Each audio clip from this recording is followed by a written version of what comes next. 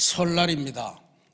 코로나19로 인해서 3년 동안 이런저런 제약 속에 가족들이 만나고 싶어도 잘 못 만나고 그랬는데 3년 만에 아무런 제약 없이 가족들을 만나는 그런 설날입니다. 특별히 모두가 행복하고 주님의 은혜가 풍성한 설이 되시기를 바라고요. 무엇보다도 하나님께서 베푸시는 새 시대, 새 인생, 새 사명을 확인하시는 시간이 되시길 바라고, 가족들 간에도 우리 가문해 주시는 하나님의 소명이 무엇일까, 이것을 재확인하시고 또 발견하시는 그런 설을 맞고 보내시기를 기도드리겠습니다. 특별히 설을 맞이해서 많이 가셨네요. 많이 가셨는데 또 이 예배 마치고 또 가족들을 찾아서 이리저리 가실 텐데 오가는 여정을 하나님께서 평안하게 지켜주시기를 기도드리겠습니다. 그래서 새로운 출발의 결단과 새 역사가 나타나는 그런 복된 명절이 되시기를 주님의 이름으로 기도드립니다. 우리는 지금 교회력으로 주현절의 한복판을 살아가고 있습니다. 주현절은 예수님께서 성탄하신 이후에 메시아로서 이 세상에 본격적인 의미를 가지고 나타나시고 그런 절기를 기념하는 거다 그랬죠. 예수님께서 성경 공부도 하셨다 하는 것을 배웠고요. 또 세례도 받으셨고, 우리가 올해는 특별히 묵상하지 않지만 세례 받으신 직후에 광야에 가셔서 마귀에게 시험도 받으셨습니다. 이런 모든 과정은 사실은 하나님의 아들이면 이게 뭔 필요가 있겠는가 싶은데 그건 전부 다 우리 예수님을 따르고 하나님을 믿는 사람들에게 뭔가 메시지를 던지는 예수님의 사역이다, 이렇게 말씀드렸습니다. 세례를 통해서는 우리가 예수님을 믿기 시작할 때 하늘이 새로 열리고 또 그 새로운 인생을 말하는 거잖아요. 그 새로운 인생을 살아갈 수 있도록 성령이 우리에게 하늘로부터 임하고 또 하나님께서 친히 우리들을 사랑한다, 내가 너 때문에 기쁘다라고 하는 친밀한 고백을 해주는 관계로 변화되는 것이 바로 세례의 의미였습니다. 또 예수님께서도 랍비로 커나가시면서 성경 공부를 열심히 하셨고 훈련되고 양육받으셨다라고 하는 것도 함께 묵상하면서 우리 그리스도인의 삶은 양육받고 훈련받는 것이다 라고 하는 것도 함께 살펴보았습니다. 또 마귀에게 시험 받으시는 과정은 우리에게 너무나도 중요하죠. 우리가 일생 살아가면서 정말로 하나님보다 더 우위에 놓고 싶은 것들이 몇 가지 있잖아요. 그 대표적인 것이 돈이고 권력이고 또 어떤 권위입니다. 예수님께서 받으신 것은 돈, 그 다음에 정치 권력, 종교적인 권위 뭐 이런 것이었는데, 그런 문제를 놓고 40일 금식 기도하시는 내내 마귀가 아주 줄기차게 예수님을 유혹했고 그래서 마귀에게 한순간만 절하면 이 모든 것을 주겠다 뭐 그렇게 약속했는데, 주님께서는 아주 처절하게 하나님의 말씀으로 그 유혹을 다 이기고 승리하셨다 하는 것을 보여줍니다. 그건 왜 그러셨던가? 바로 우리가 살아가는 세상은 돈이나 권력이나 권위가 아니고 오직 하나님의 말씀과 하나님의 능력에 기대어서만 살아가는 것이 그리스도인의 삶임을 다시 한번 보여주시기 위함이었다, 이렇게 볼 수 있습니다. 예수님은 그냥 그것이 선언적인 차원에서가 아니고 이제부터 예수님께서 본격적으로 시작하는 선교사역, 공생의 사역은 바로 돈이나 권력이나 이 땅의 권위에 의해서 만들어지는 세속적인 나라나 국가가 아니고 하나님의 나라, 하나님의 말씀에 따라서 통치되는 하나님의 나라를 이 땅에 세워가는 운동을 시작한다 하는 것을 선포하신 것입니다. 그래서 광야의 시험을 승리하신 이후에 곧바로 예수님께서 하신 행적이 오늘 우리가 봉독한 이 말씀인데요, 크게 세 가지로 나타납니다. 그 세 가지를 오늘 우리가 함께 묵상하며 은혜를 나누도록 하겠습니다. 첫 번째, 예수님께서 완전히 이제 마귀의 시험을 이기고 등장하시면서 하신 것은 바로 이제 이 세상에는 하나님의 나라가 도래할 것이다 라고 하는 천국의 선포였습니다. 15절 16절 보시면 스불론 땅과 납달리 땅과 요단강 저편 해변길과 이방의 갈릴리여, 흑암에 앉은 백성이 큰 빛을 보았고 사망의 땅과 그늘에 앉은 자들에게 빛이 빛이었도다 그랬습니다. 스불론과 납달리 요단강 저편 해변길, 이것은 전부 다 북이스라엘에 속해 있다가 사마리아로 불리고 나중에는 결국은 갈릴리라고 하는 이름으로 통칭되는 그러한 지형의 이름입니다. 그러니까 그 갈릴리라고 하는 것이 이스라엘 역사에서는 전통적으로 아주 소외되고 또 차별받고 그리고 가기가 불편한 그런 변방의 오지다, 그렇게 생각을 하시면 됩니다. 오늘 성경 말씀에 표현한 대로 흑암과 절망의 그늘이 덮여 있어서 사망의 땅이라 그렇게 불리던 그런 곳입니다. 희망이 없는 곳이에요. 근데 주님께서 이 세상에 오시면서 빛을 주시는데 맨 먼저 이 지역 사람들에게 빛을 주셨다라고 그렇게 선언하시는 거예요. 정말로 우리가 눈여겨봐야 될 것은 이 갈릴리 땅에 주님으로 말미암아 빛이 임하는데 주님께서는 그걸 과거형으로, 물론 이사야서의 예언을 다시 인용하신 것이지만 과거형으로 표현하고 있다는 게 중요합니다. 흑암에 앉은 백성이 큰 빛을 보았고 사망의 땅과 그늘에 앉은 자들에게 빛이 빛이었도다. 이미 이루어졌다, 이런 이야기입니다. 그래서 천국이라고 하는 것이 우리가 예수님을 영접하는 순간부터 천국이 이미 우리 안에서 시작이 되었다라고 하는 것을 알려주시는 거죠. 근데 그 다음 구절에는 또 애매합니다. 이제 천국을 본격적으로 설교하시면서는 이런 말씀을 하세요. 회개하라, 천국이 가까웠느니라. 금방 이루어졌다고 그랬는데 또 천국이 가까웠다. 이게 천국에 대한 예수님의 이해입니다. 예수님께서 복음서에서도 천국은 이미 왔고 지금 와 있으며 그리고 앞으로 올 것이다, 이런 세 가지 시제를 다 씁니다. 이걸 종합해보면 천국이라고 하는 것은 그렇게 해석할 수 있을 것 같아요. 우리가 예수님을 영접하고 예수님을 믿기 시작할 때 이미 우리 안에서 천국이 시작됩니다. 근데 그 천국은 완성된 천국이 아닌 거예요.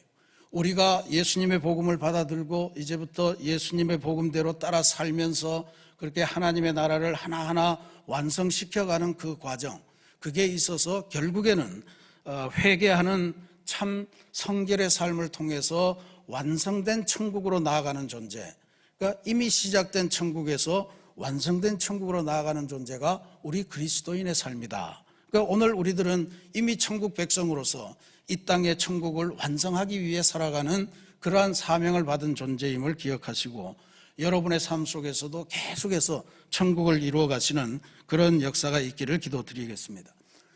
두 번째 주님이 하신 사역은 제자를 부르시는 사역입니다.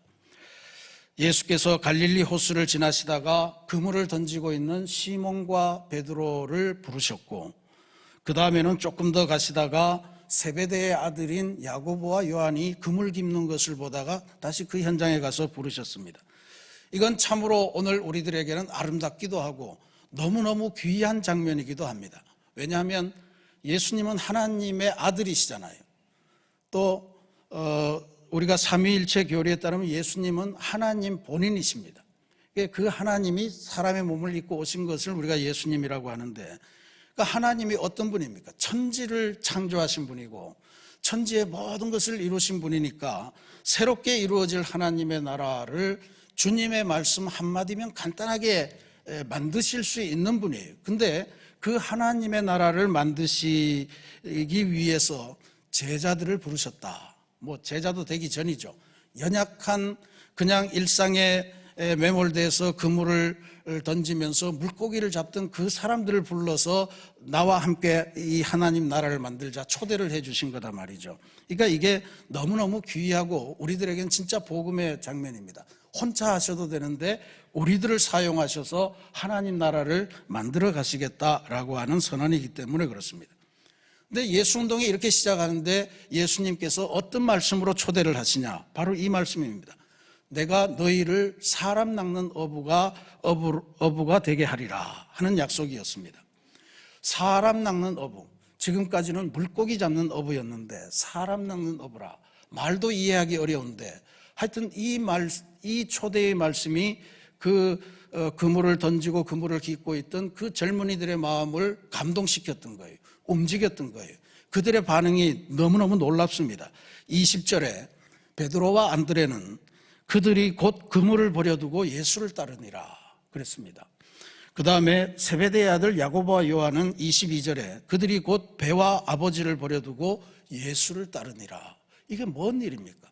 한평생을 의지하고 앞으로도 계속해서 의지하고 살아가야 될 그물, 배, 아버지까지도 다 버려두고 곧 즉시 예수님을 따라 나섰다. 도대체 뭔 일이 있었을까?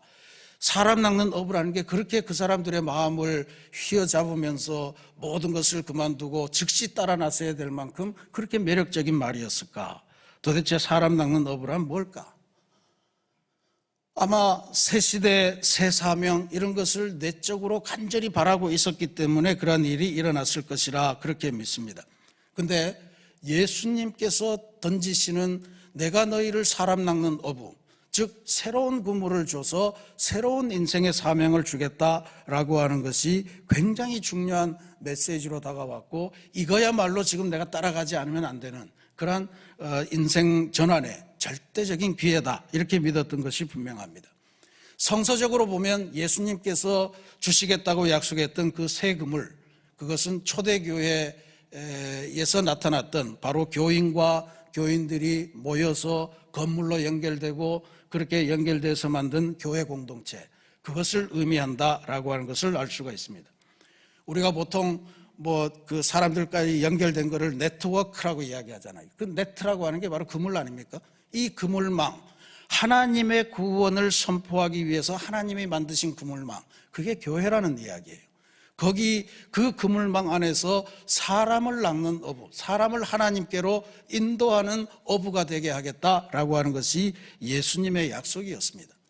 일생 살아가면서 그저 맨 고기만 잡고 그 고기 팔아서 아니면 그 고기를 먹고 한 가족 먹여 살리는 게 다였는데, 내가 사람을 낚게 해서 하나님의 구원, 스불론과 납달리와 요단강 저편 그 이방 땅 갈릴리의 죽음의 땅에 구원의 빛을 비추는 그러한 통로로서 사용하겠다, 그런 도구로 사용하겠다고 하는 선언이니까 아마 그 말씀을 제대로 알아들었으면 제자들이 흥분하고 남았고, 그리고 그 제자들은 이제 새로운 인생, 새로운 시대가 열리는구나 하면서 따라 나설 충분한 이유가 있었던 것 같습니다. 어쨌든 교회, 하나님께서 새롭게 주시는 그물 교회를 바라보면서 그들의 마음이 움직였고, 결국은 그들은 곧 예수님을 따라서 새로운 길을 걸어갔다라고 하는 사실을 기억하는데, 그게 바로 주님께서 이루실 하나님의 나라를 위해서 초대한 역사입니다. 이곳저곳에서 생겨나는 그물들, 성도와 성도들이 연결되는 그 과정을 통해서 그물이 이루어지는데, 그런 상상을 한번 해보십시오.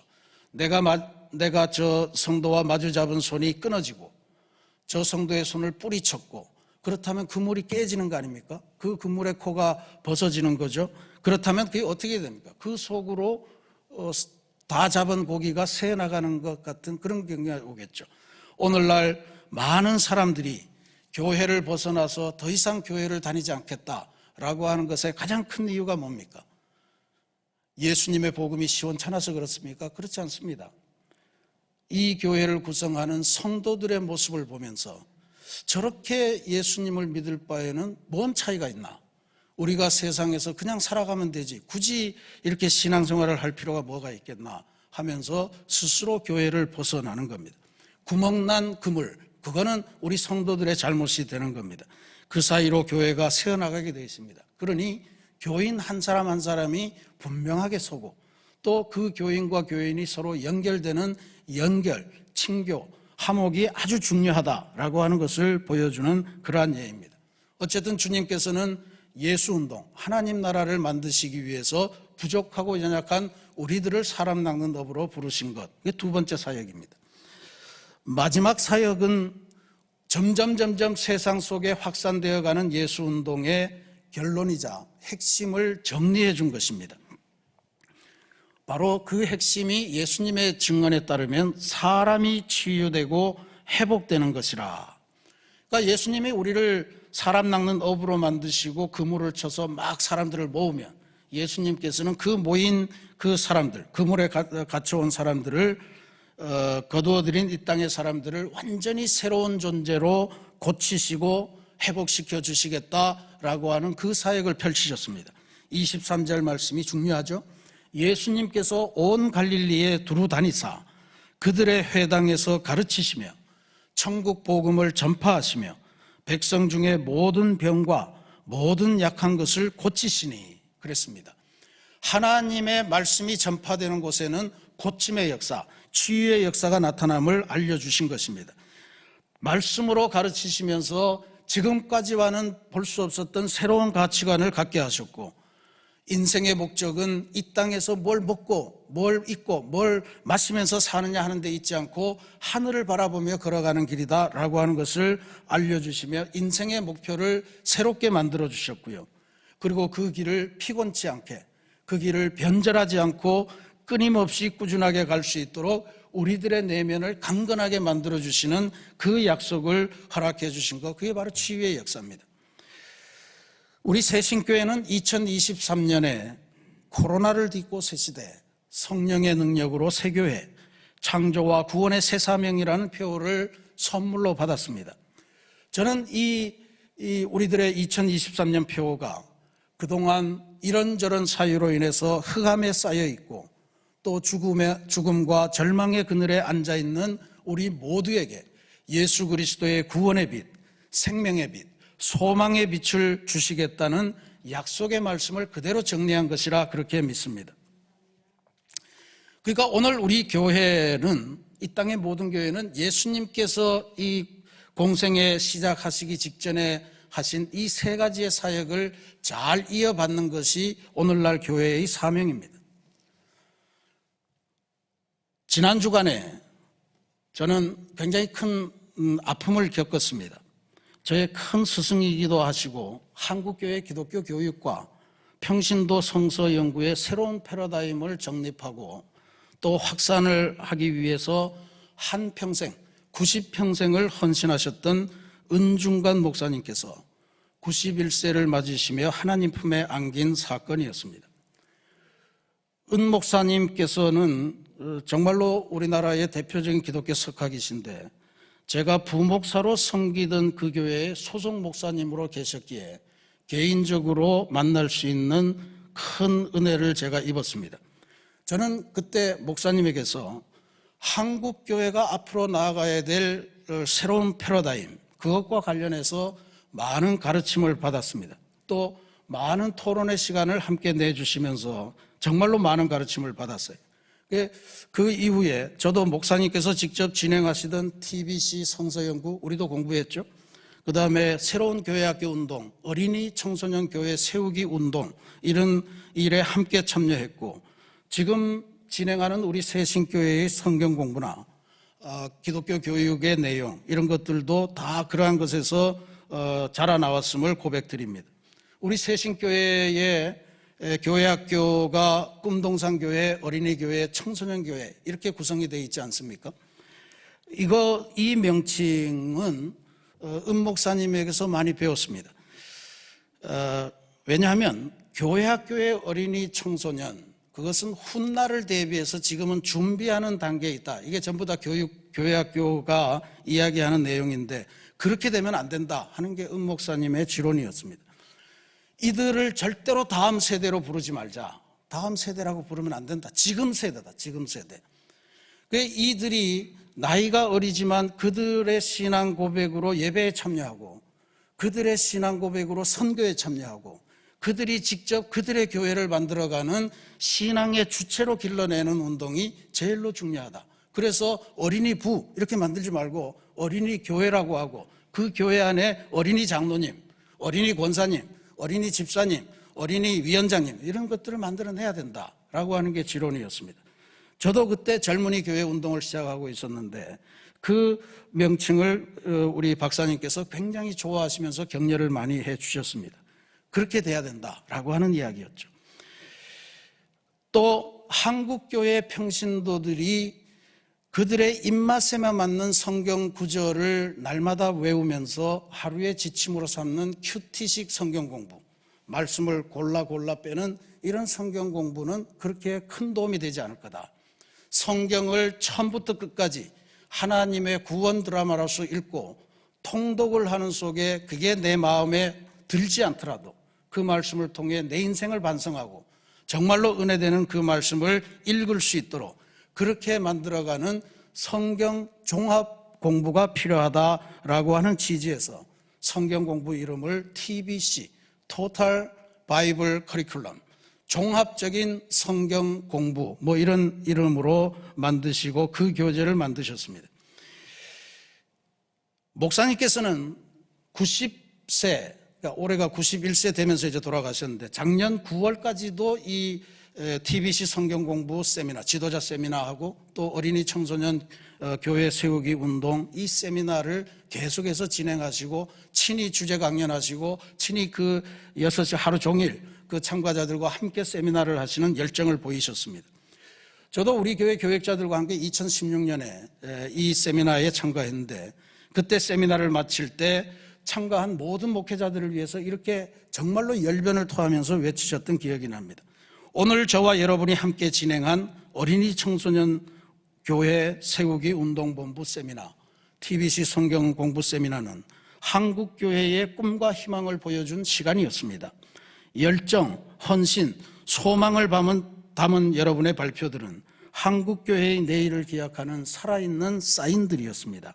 목사님, 전도사님, 과감히 실험하십시오. 절대로 실패하지 않을 것입니다. 거두시는 분이 하나님이시기 때문입니다. 끝까지 동행하십시다. 어린이 청소년 교회 운동 포기하지 마십시오. 거기에 한국교회의 희망이 달려 있습니다. 이 말씀을 하셨는데 그 다음에도 모든 세미나 때마다 이 말씀을 하셨다고 그렇게 전해드렸습니다.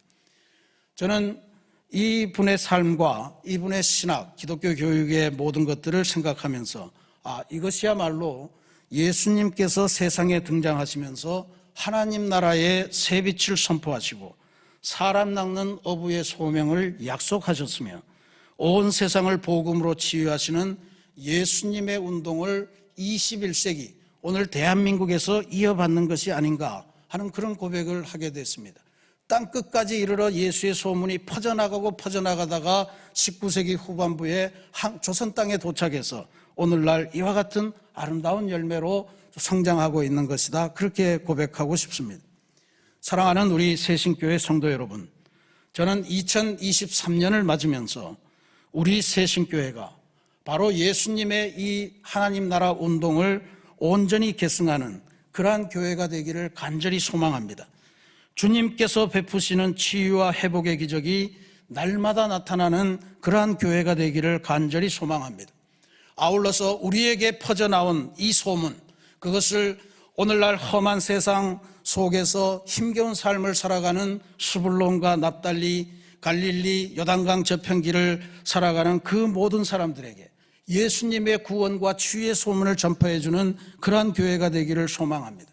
그러면 몸과 마음이 상한 사람들, 그 사람들이 우리 새신교회를 바라보면서 또 우리 새신교회들이 교회 안에서 교회 밖에서 기쁘게 교제하는 그 모습을 보면서 삶의 어떠한 위기가 오더라도 이 위기를 이길 수 있는 유일한 길은 하나님 나라 운동에 참여하는구나, 새신교회 성도들과 함께 하는 것이구나 하는 그러한 비결을 깨닫게 되고 그들이 그렇게 되면서 생명구원으로 초대되고 생명구원을 체험하는 그러한 기적이 날마다 우리 주변에서 일어나는 그런 역사 있기를 간절히 기도합니다. 24절 말씀 다시 한번 읽겠습니다. 그의 소문, 예수의 소문이 온 수리아에 퍼진지라 사람들이 모든 앓는 자, 곧 각종 병에 걸려서 고통당하는 자, 귀신 들린 자, 간질하는 자, 중풍병자들을 데려오니 그들을 주께서 고치시더라. 모르긴 해도 지금 여기 나오는 이 병들은 그때 당시에 파악한 중요한 질병을 그대로 나타내는 거예요. 오늘날 우리로 말하면 아마 또 더 많은 리스트가 나오겠죠. 이 아름다운 치유와 회복의 소문이 날마다 일어나는 교회, 그러한 교회가 되기를 간절히 기도합니다. 그러려면 우리 안에도 치유하시고 회복하시고 사람 낚는 어부의 그 약속을 주시는 예수님의 소문이 우리 안에서부터 퍼져나가는 그런 역사가 있어야 될 줄로 믿습니다. 우리 개인에게 예수님의 소문이 가득 차야 됩니다. 우리 개인에게서 가득 차고 그것이 차고 넘쳐서 우리가 참가하는 속회, 선교회, 그리고 또 어린이, 청소년, 젊은이 교회, 모든 교회 학교에 믿음부에 퍼져나가서 이 세상을 희망으로 이끄는 그러한 새로운 메시지를 전달하는 그런 역사가 있기를 기도합니다. 특별히 저는 올해 담임 목사로서 간절히 기도하는 것은 우리 새신교회의 허리 역할을 하는 3040 세대 안에 이 예수님의 치유와 회복의 소문이 아주 강렬하게 폭발적으로 퍼져나가는 역사를 기대합니다. 그들의 자녀들이 우리 교회 학교를 구성하고 있어요. 그분들의 삶이 새신교회의 앞날을 결정할 거예요. 그분들을 위해서, 그분들 안에서, 그분들의 가정 속에서 치유와 회복의 하나님 나라를 선포하고 치유와 회복을 이루는 하나님 예수님의 소문이 폭발적으로 울려나서 그 소문으로 인해서 또 그것을 전달해주고, 그러면서 모든 삶의 현장에서 예수님의 승리, 우리 인생의 결정적인 승리의 고백이 날마다 매 순간마다 터져나오는 그런 아름다운 새신교회, 아름다운 2023년이 되시기를 주님의 이름으로 축원합니다. 같이 기도하겠습니다.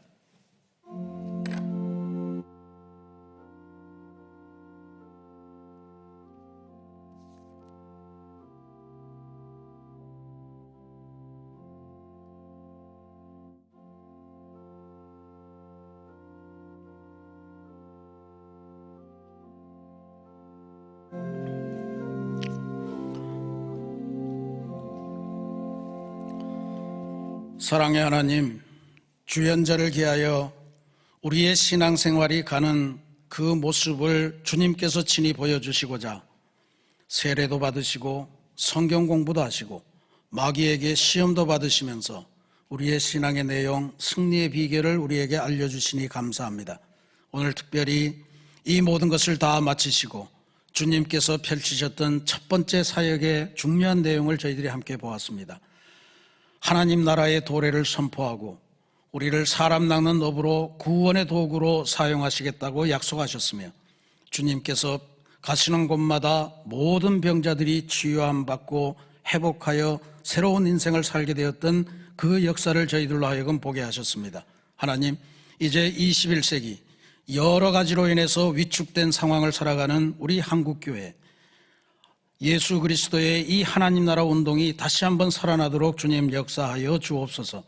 온 땅에 퍼져가는 예수의 소문, 그것이 그냥 땅속으로만 퍼져가는 것이 아니라 우리 성도들의 마음과 가정 속에 먼저 퍼져가게 하시고 그 속을 통해서 속회와 성교회와 교회 학교와 모든 장년부가 다시 살아나는 은혜를 맛보게 도와주시며, 그래야 예수의 소문을 땅끝까지 퍼치는 귀한 전도자의 사명을 감당하며 온 세상 스불론과 납달리의 흑암과 절망과 사망의 음침한 골짜기를 살아가는 모든 백성에게 예수의 구원의 빛, 생명의 빛, 소망의 빛을 전파하는 아름다운 교회, 아름다운 성도가 되게 주님 역사하여 주시옵소서. 예수님의 이름으로 감사기도 드립니다. 아멘.